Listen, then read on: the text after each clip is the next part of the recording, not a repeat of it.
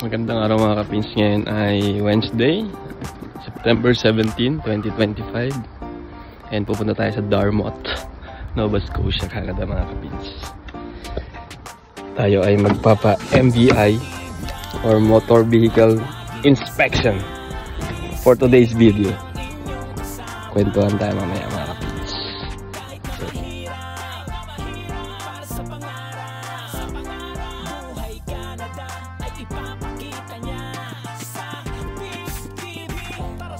Sa kanya, mga kapins na hindi nawawala, problema kalimutan at sipagan. Araw-araw tayo dapat lumaban. Sa kanyang mga vlog makikita nyo, buhay Canada, malalaman nyo. San man siya magpunta ay kasama kayo. Mga ginagawa ng OFW, dating crew sa Jollibee store, naging manager for 20 years. Nagsikap, nagtiyaga at ngayon nasa Canada na. Taasan lang ang pangarap mga kapins, para mataas din ating marating. Maraming malalaman kay kapins, laging positive sa Pins TV. Laging positive lang at laging masaya. Pins TV ang inyong kasama. Kahit na mahirap, para sa pangarap, buhay Canada ay ipapakita niya.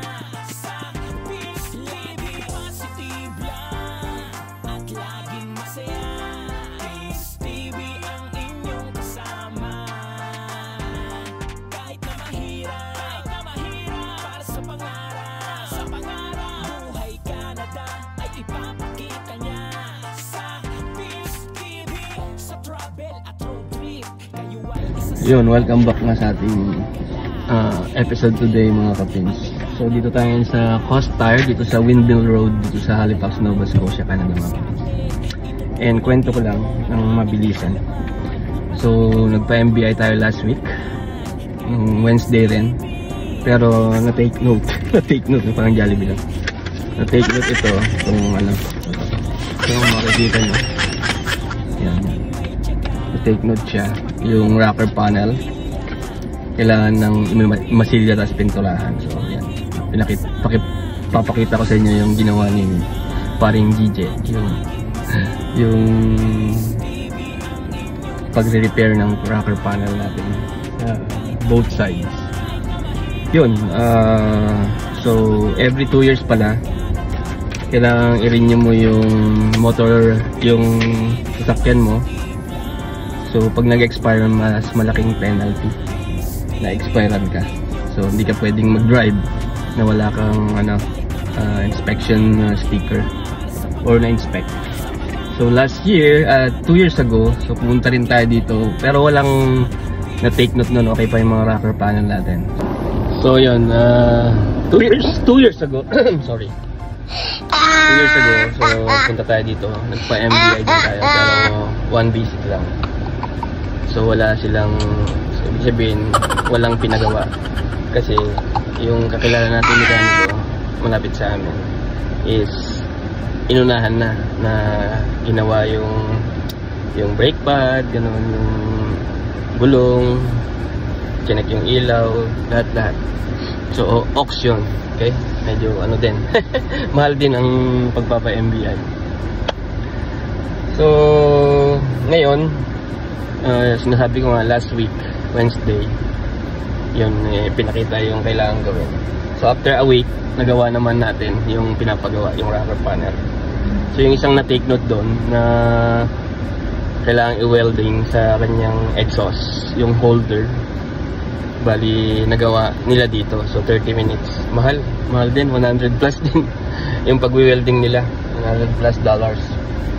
So sabi nung nakausap ko last week, sabi niya, pagka nagawa yung rocker panel mo at binalik mo dito, wala ka nang babayaran sa MVI. Parang iaano lang nila, i-double check lang kung roadworthy pa rin yung sasakyan. So ito palang sasakyan na to ay Mazda 5 2010 model, at ang kanyang kilometers ngayon ay 190,000 na, 190,134. So 15 years na rin siya. Yun. Pero nung binigay sa amin, 134 lang. So, ilang kilometers na? 56,000 na. 56,000 kilometers na yung tinatakbo ko for 3 years. Gamit na gamit. Kaya, salamat sa aking boss, landlord. Si Boss Sherman Qatar. Yan. So yan, balitaan ko kayo kung maaga tayong uwi ngayon. Kung check lang nila or something. Pero kung may ma-take note pa ulit, i-double check yata ulit nila yung mga ginawa nila last time. So balitaan ko kayo. Kung mabilis lang, halimbawa 10 minutes lang, is goods. Balitaan ko pa rin kayo. So ito pala yung kanilang yung kanilang pwesto. Ayan. Yan, na-vlog ko na to 2 years ago. Yan. So yun lang. And mamaya, bago tayo mag-outro, may ulit. Yun mga kapins, tapos na. Ayan, shoutout kay Costa. So, bilis lang mga kapins. 14 minutes lang. 14 minutes. Kwento ko kayo konti. O, diba? Tapos na. Kaya na tayo pumasok sa ating part-time. Charot. Yun. Tapos na agad. Yun. Thank you Lord. Hindi na tayo gagastos na marami kasi road worthy. Worthy na yung ating sakyan mga kapins. So, bago tayo umuwi muna, isang maiksing kwento lang mga kapins. So, yun, ano ba ang ating takeaway?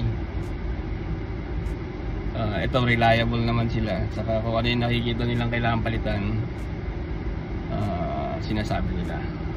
Saka documented. Yun.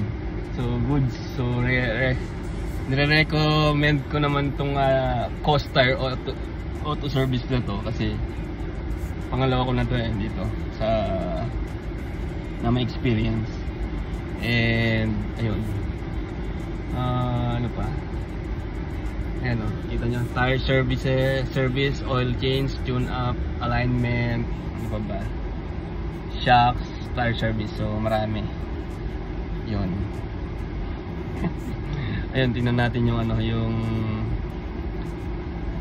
ayun pala yung tawag dito, yung ayun na, September 20 ano na to, 2027.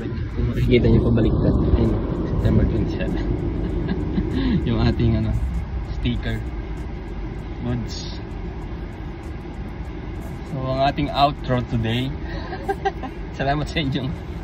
Kung meron kayong question, pwede kayong mag-comment sa comment section.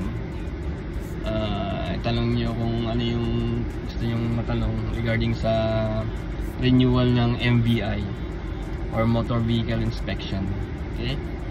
So dito, sa pang takeaway, yun, yung takeaway pala natin na isa pa ay kailangan, kung may kakakilala kang mekaniko na may talagang maalam sa MVI or Motor Vehicle Inspection, pwede mo siyang dalhin, tapos kung ano yung ma-take note niya, take note na naman, ay ipapagawa mo muna or gawa mo na ng paraan para on the day na may schedule ka ng inspection is all goods.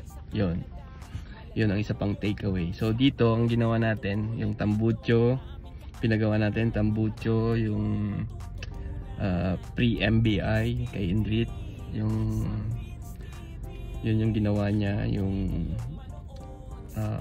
sway bar, yan, pinalitan yung sway bar, pinalitan yung shock na isa. So may mga vlog tayo yan mga kapins.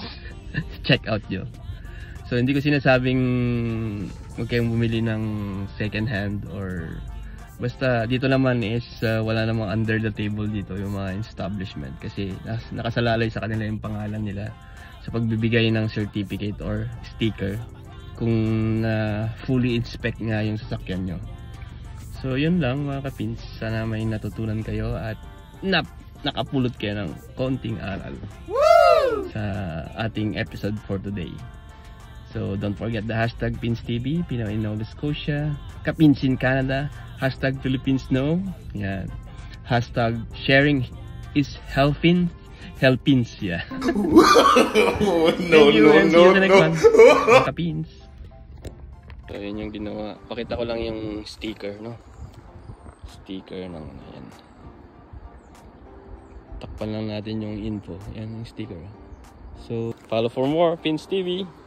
Bye-bye.